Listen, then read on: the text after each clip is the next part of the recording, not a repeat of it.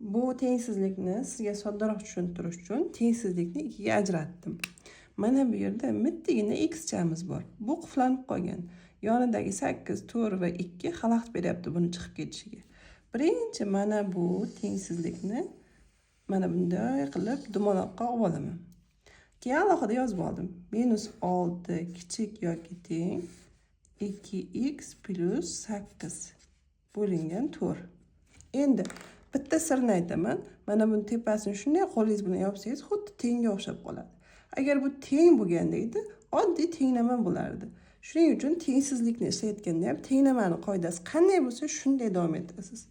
Ya'ni mana bu yerdagi xalaqit berib turgan x ning chiqib ketishiga xalaqit berib turgan sonlarni hammasini bu tarafga o'tkazamiz. Birinchi 4 dan boshlaymiz, chunki bo'lish turibdi.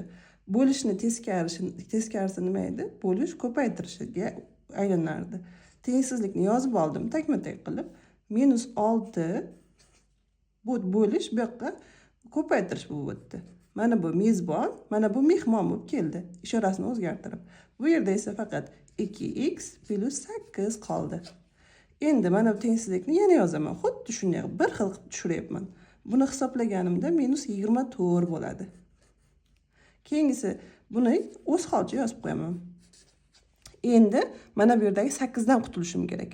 8 dan qutulishim uchun mana bu yonda plus turibdi. Bu tarafga o'tayotganda plusning ishorasi teskarisi minus edi.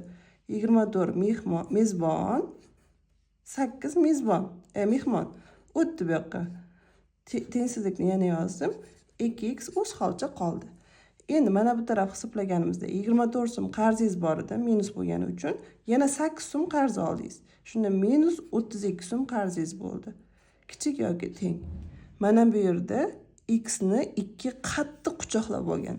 Buni orasida ko'paytirish bor. Bu ko'paytirish bu yoqqa o'tayotganda bo'lish bo'lib o'tadi. Hozircha o'z holicha yozib turdim. Keyingi qadamda bo'lish qilib o'tkazaman.